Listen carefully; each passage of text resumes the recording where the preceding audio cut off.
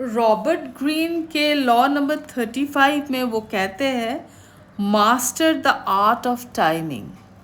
समय बड़ा बलवान होता है। समय जितना दोगे उतना ही आपको आपका जो लालसा है, जिस पे आप हुकूमत कर सकते हो, उसे आप पा सकते हो। कैसे? वो कहते हैं कि अगर आप जल्दी में रहोगे तो आपके हाथ में कुछ नहीं आएगा। ये एक एग्ज़ाम्पल से उन्होंने बताया कि अगर जो फल कच्चा है उसको पकने के लिए समय दो, जैसे ही वो पके तो उसे एक धक्का दो और वो पका हुआ फल आपके हाथ आएगा। समय को किसने बनाया? इंसान ने ही बनाया, हमने ही बनाया। और इस समय को हम कैसे इस्तेमाल करें वो भी तो हमें पता होना चाहिए। यही वो कहते हैं कि अगर आप जल्दीबाजी में रहोगे तो आप बहुत डरावना एक सिचुएशन पैदा करोगे अपने लिए। एक छोटा सा बच्चा होता है, उसका जो मूवमेंट होता है वो बहुत छोटा होता है, लेकिन उसके जो एक्सपेंशन बड़ा होने का एक ऑप्शन रहता है। लेकिन जब इंसान एक मैच्योर हो जाता है तो उसकी जो जल्दीबाजी होती है हर चीज़ को पाने की, वो इतना गंभीर हो जाता है कि वो उस ऑप्शन को या फिर उस चीज़ को पाने के लिए वो बहुत गलत काम भी कर सकता है। उसी में वो फंस जाता है और अपना मुकाम हासिल नहीं कर पाता। तो यहाँ पे रॉबर्ट ग्रीन ने 3 तरह के टाइमिंग के बारे में बताया। एक तो लॉन्ग टाइम, एक फोर्सिंग टाइम और एक एंड टाइम। तो लॉन्ग टर्म का जो उन्होंने एक बताया है कि पेशेंस से काम करो, धीरे धीरे। जैसे strike the iron when it's hot.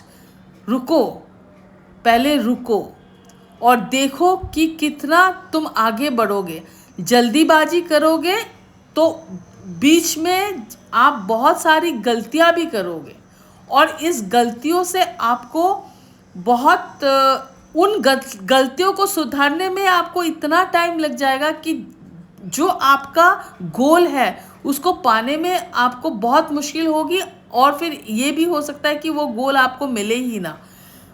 जब सामने खाई हो या एक डेंजरस कुछ दिख रहा हो तो थम जाए। और इसी से आप समय को एक आर्ट, जिसमें आपको महारत हासिल करनी है, उसके लिए वेट करना चाहिए।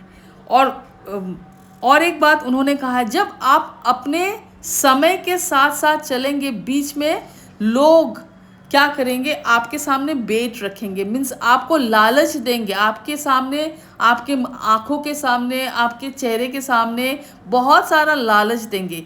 इसी चीज़ में कभी ना पड़े और समय के साथ साथ चले and strike the iron when it's hot. Forcing time, आपका जो शत्रु है, आपका ओपोनेंट है, उसके समय को डामाडोल कर दो और ऐसे करो कि वो अनिश्चित हो जाए। इससे आप अपने समय को भी खरीद सकते हो। You can by your time and also ये आपको एक मौका देगा कि आप गलती ना करो, उनसे गलती कराओ, जल्दीबाजी करो। पहले धीरे धीरे काम कराओ, फिर जल्दीबाजी करो। जल्दीबाजी में वो गलत करेंगे और फंस जाएंगे और आप सुरक्षित रहोगे। अपने शत्रु को सोचने का मौका मत दो और इसी से और आप खुद डेडलाइन तय करो। वो गलती करेंगे और फंसेंगे। और तीसरा है and time. You can play the game. आप अपने तरीके से जो खेल को खेलोगे तो आप उसमें बहुत आगे बढ़ सकते हो। धीरे खेलो, बहुत स्लो। और जैसे ही आप खेलोगे तो आपको लगेगा कि ठीक है, वो यहाँ हम धीरे तो जा रहे हैं, लेकिन जैसे ही आप अपने ओपोनेंट पे झपट पड़ोगे और उसको ऐसा एक तरकीब से एकदम पूरा मोशनलेस बना सकते हो उसको, जैसे कि वो पैरालाइज्ड हो, डिसेबल्ड आदमी बन जाता है। इससे आपको फ़ायदा भी होगा, आपका काम भी होगा, और आप जो है आपकी जो फोकस है उस तक आप पहुंचोगे। बाज का एग्जाम्पल रॉबर्ट ग्रीन ने बहुत बार दिया है कि बाज जो है वो अपने आप को समय देता है, वो ऊंचाई में बहुत देर तक घूमता है और अपने शिकार के लिए वो अपना आँख एक जगह पे स्थिर रखता है, लेकिन वो घूमता है, वो कुछ करता नहीं है, समय देता है। और जैसे ही उसे समय टाइम मिलता है या समय मिलता है, सही समय का उसे इंतज़ार रहता है, तो वो उसे झपट के ले लेता है।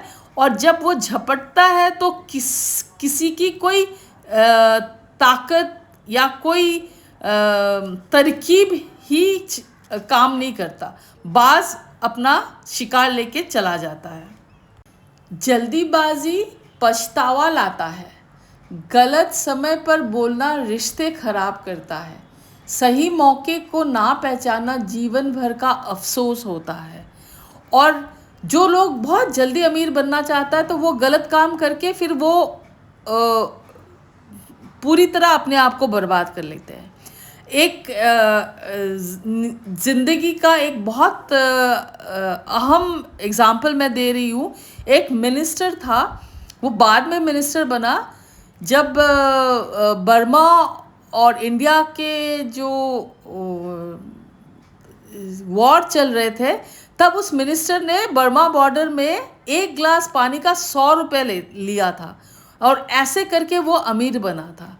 तो वो समय का इंतज़ार कर रहा था। बाद में वो, पहले तो वो गरीब था, बाद में वो इतना पैसा कमाया कि उस पैसे से ही वो मिनिस्टर बना। तो यही हमें इस लॉ से सीखने को मिलता है। यह बहुत ज़रूरी बात है, धैर्य रखो, भावनाओं पर नियंत्रण रखो, माहौल को पढ़ना सीखो। हर समय कुछ करना ज़रूरी नहीं, कभी इंतज़ार करना ही सबसे बड़ा कदम होता है। और जो समय को नियंत्रित करता है वही शक्तिशाली होता है, और शक्ति को नियंत्रित करना सीख जाते हैं। लॉ 36 में रॉबर्ट ग्रीन एक बहुत खूबसूरत सा लॉ देते हमें। Disdain things you cannot have, ignore them is the best revenge. कहते हैं कि जैसे अंगूर फल खट्टे थे, तो ये नहीं होना चाहिए। आपको जब कुछ चाहिए वो अगर आपको हासिल नहीं हो रहा है तो ऐसे दिखाओ कि आपको इस पे इंटरेस्ट है ही नहीं, इसके बाद आपको कोई कुछ बोल ही नहीं पाएगा। यह एक खूबसूरत सा एग्जाम्पल है। जीके चेस्टरटन इकोनॉमिक व्यूज़ के लिए बहुत विख्यात थे।